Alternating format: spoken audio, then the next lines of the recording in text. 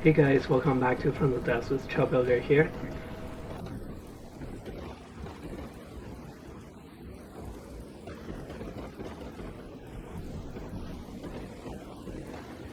This is footage from Barons of the North Alpha test.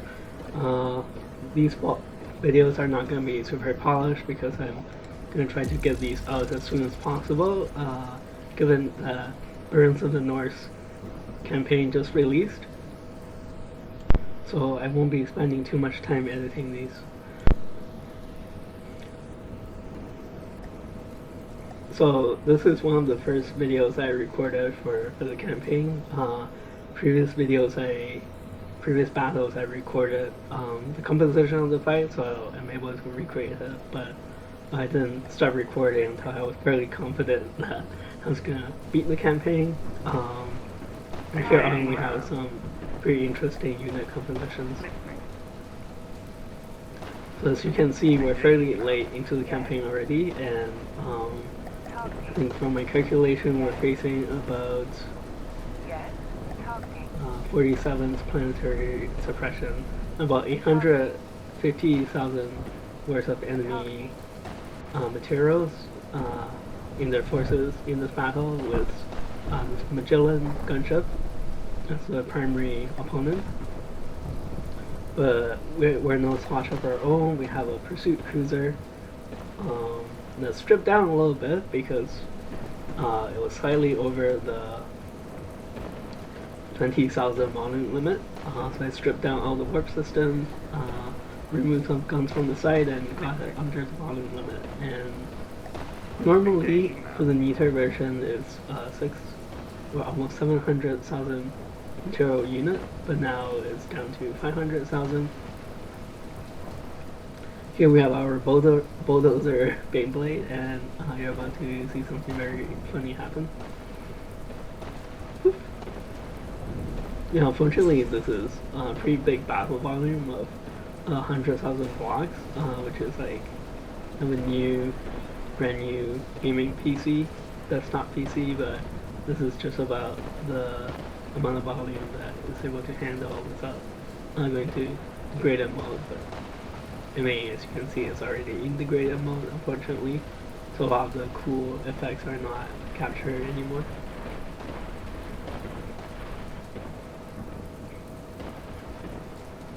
A lot of the smaller tanks you see me use were actually developed to be used in Ashes of the Empire.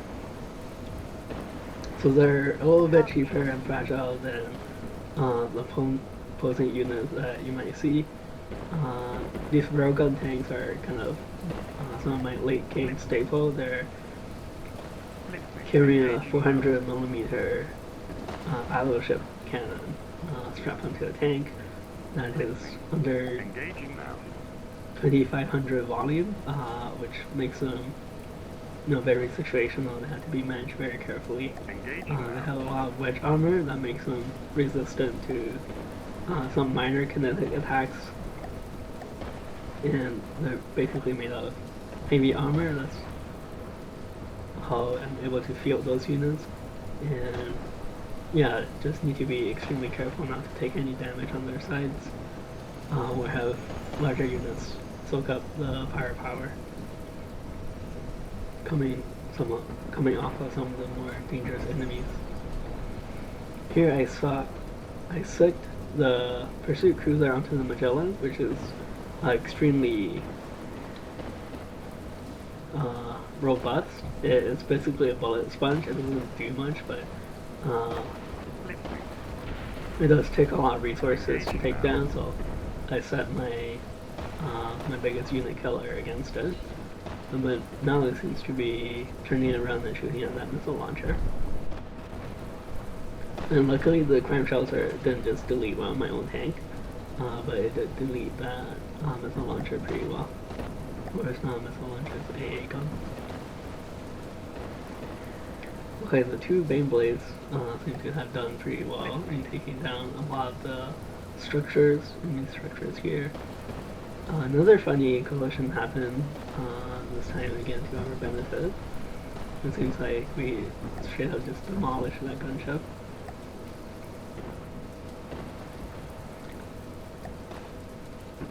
The normal variant of that pursuit cruiser, I think the name is Divine Comedy, can reach 140 meters per second speed to chase down a cobalt.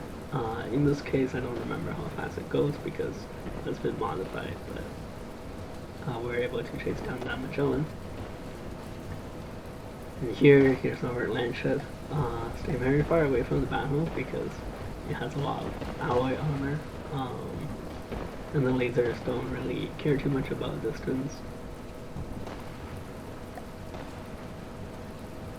And now, in order to save fuel and despawning on my own units once they start their role, especially those giant railguns, don't have too much for them to do once most of the more dangerous APS-based enemies have been wiped out.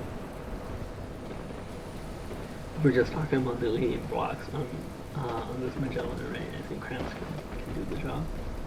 Or melee, we got a Bane Blade, a Dozer tank coming in. One thing I like to change is to be able to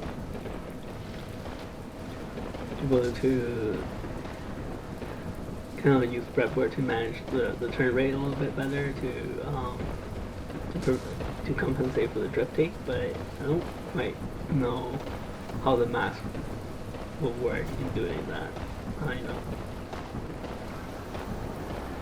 Because sometimes for ramming vehicles they can just strip endlessly in a circle around the stationary target without being able to fully turn around.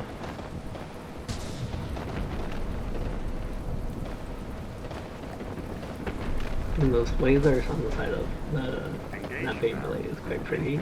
I don't know how much damage it actually does. It does a little bit, but it's hard to tell the full effectiveness of that.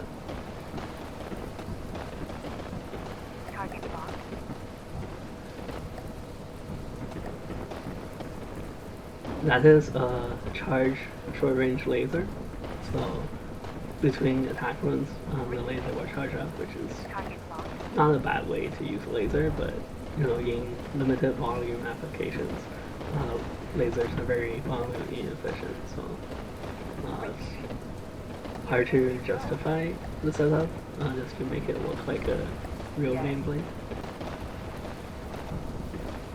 Yeah, that's interesting to think about.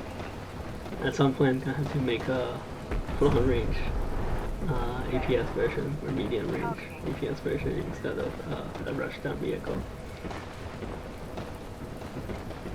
And despite how effective or not effective it is, it's definitely very pretty to look at. So I'm grateful for how well that works. And now most of the enemies are removed. Those railguns take up a lot of fuel, so let's remove that. I'm just going to walk the laser destroyer, the land ship, closer to the target so we can more effectively vaporize small units.